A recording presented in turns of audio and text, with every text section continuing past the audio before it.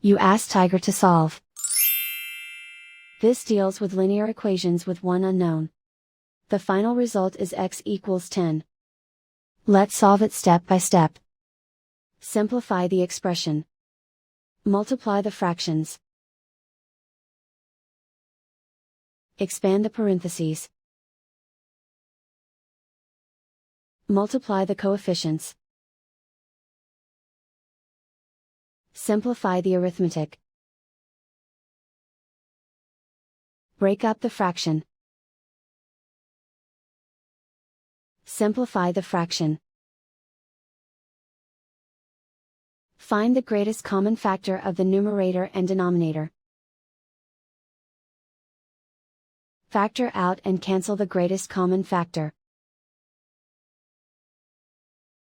Group all constants on the right side of the equation. Add 6 to both sides. Simplify the arithmetic.